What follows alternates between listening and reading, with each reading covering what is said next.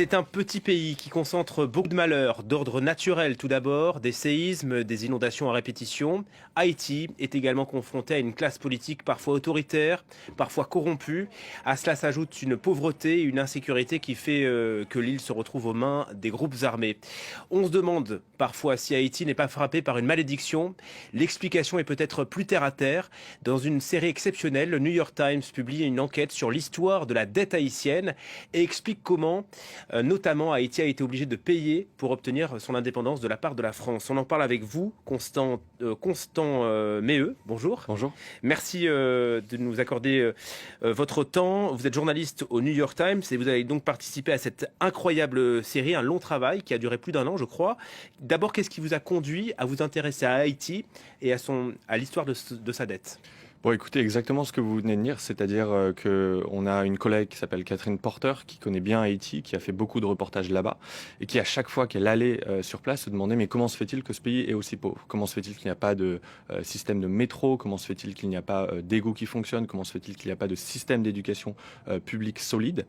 Et petit à petit, elle a entendu parler de cette histoire, cette fameuse dette de l'indépendance, qui est aussi une des raisons, en plus de celle que vous venez d'évoquer, mais qui est une raison qui, elle, a été complètement oublié. Et donc on a voulu revenir justement sur cette histoire de la dette d'indépendance, de voir comment est-ce que cette dette qui est unique, qui est un cas unique dans l'histoire, où un pays où les anciens esclaves vont finalement payer des compensations à leurs anciens maîtres, a finalement aidé à faire rentrer Haïti dans un cycle d'endettement perpétuel, infernal, selon certains historiens, et donc a impacté son développement économique. Alors tout commence 20 ans après l'indépendance d'Haïti. Le roi Charles X lance un ultimatum à la population. C'est soit la guerre, soit la bourse. Les Haïtiens vont devoir payer l'équivalent de 150 millions de francs à leur ancien maître. On verra que ça sera beaucoup plus au final. 150 millions, c'est colossal pour le budget d'Haïti à l'époque. Alors à l'époque, c'est colossal. On a quelques estimations du PIB d'Haïti en 1825 et ces estimations donnent un PIB à 50 millions. Donc on est sur une dette qui représente 3 fois le PIB du pays.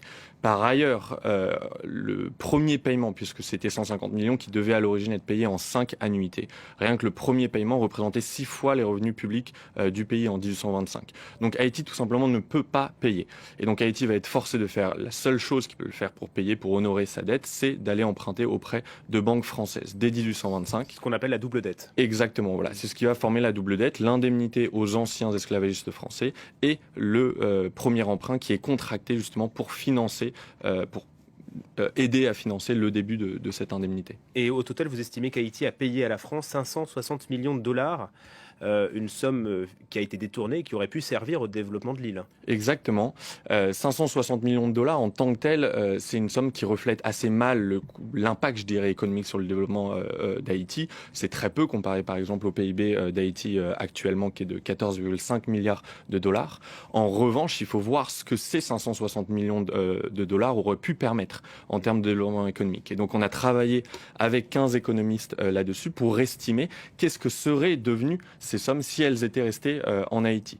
On est arrivé à une fourchette en termes de coût d'opportunité économique qui est entre 21 milliards de dollars et 115 milliards de dollars, c'est-à-dire entre 1 fois et 8 fois le PIB d'Haïti en 2020. 115 milliards de dollars, ça veut dire entre les remboursements de cette dette, des emprunts et donc le manque à gagner pour Haïti, c'est ça? C'est le manque à gagner, exactement. C'est exactement le manque à gagner, c'est-à-dire que pour cette fourchette, on a pris 2 hypothèses. Une assez conservatrice, qui est de dire si cet argent était resté en Haïti, il aurait grandi au même taux de rendement que le reste de l'économie. Donc pour ça, on utilise le taux de croissance réel du PIB d'Haïti. Mais beaucoup d'économistes nous ont dit, attendez, ce sont des sommes qui sont tellement énormes qu'elles auraient de toute façon boosté la croissance économique d'Haïti. Un peu comme en République dominicaine, qui partage l'île. Voilà, exactement. Et donc on a pris en fait la croissance économique moyenne du reste des pays d'Amérique latine, et en utilisant cette croissance économique moyenne comme taux de rendement pour ces sommes, on arrive à 115 millions. Et c'est vrai que c'est frappant, encore une fois, qu'on est sur la même île, un pays où il y a justement des réseaux de métro, des réseaux d'égouts, des écoles, et puis vous traversez la frontière et vous arrivez en Haïti où c'est une situation bien différente. Ce système, il a duré combien de temps? Alors, ce système en tant que tel sur la double dette, elle a été remboursée définitivement en 1888. Mais pour rembourser cette double dette, on l'a dit, Haïti a dû emprunter une première fois, puis a emprunté de nouveau dans les années 1870, en partie aussi dans l'espoir de pouvoir rembourser cette double dette. Les ressources avaient été tellement, je dirais, pompées aussi par ces paiements à la France que Haïti a dû ensuite emprunter de nouveau à la fin du 19e siècle. Et donc la mainmise financière de la France sur Haïti, elle a duré jusqu'à la fin du 19e siècle, au moment où les États-Unis sont devenus, je dirais, la puissance dominante. Et avant l'arrivée des Américains, il y a eu une banque française aussi qui a mis la main sur le trésor haïtien. Le Crédit industriel et commercial, exactement. Le CIC. Le CIC, voilà. En 1875, le CIC est derrière un prêt qui va être justement accordé à Haïti, en partie à l'origine justement pour aider à finir de rembourser cette double dette. Et c'est surtout en 1880 que le CIC rentre véritablement en Haïti en créant la Banque nationale d'Haïti, qui est censée justement aider le développement économique d'Haïti, mais, et c'est ce que montre notre enquête, va surtout en fait enrichir les actionnaires du CIC et les investisseurs qui ont été ramenés par le CIC dans cette affaire plutôt juteuse pour eux. En 1914, donc Haïti continue de payer sa dette à la France, finalement indirectement. Et puis le pays voit arriver les Américains. C'est un nouveau cauchemar qui commence, un nouveau pillage. C'est un nouveau pillage et surtout ce qui est intéressant, c'est qu'en fait les Américains vont en un sens perpétuer le système qui avait été mis en place par les banques françaises, à savoir prendre le contrôle des finances haïtiennes, imposer des taxes qui sont très importantes et surtout imposer un nouvel emprunt en 1922 à Haïti. Derrière les Américains, il y a la National City Bank, qui est l'ancêtre de Citigroup, qui est cette banque américaine aujourd'hui bien connue.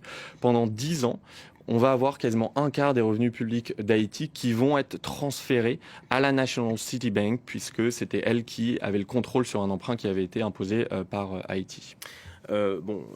Par les États-Unis. Par les États-Unis, Haïti en sortira exsangue.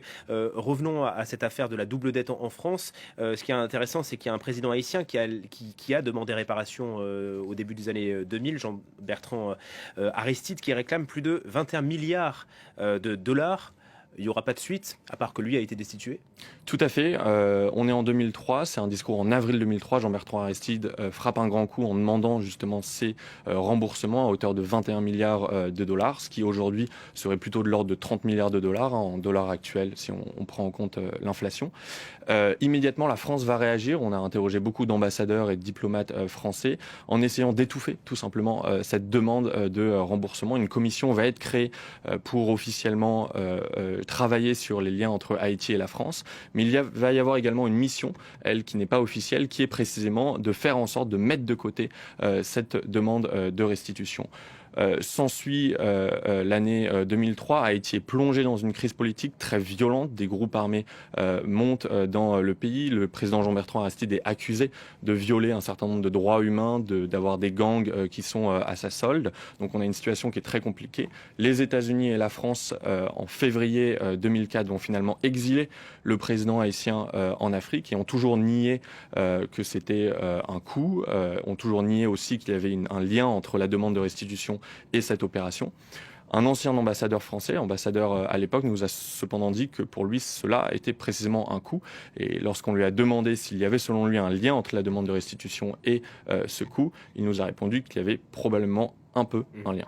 Et tout cela est à lire dans le New York Times, en français, en anglais et en créole, je crois aussi, puisque vous avez tout traduit et diffusé dans un grand journal haïtien pour que la population puisse... Le Nouvelliste, voilà. Voilà, le Nouvelliste, pour que la population haïtienne puisse avoir accès à ces révélations. Merci infiniment, Constant Méheux, journaliste au New York Times, de nous avoir éclairés.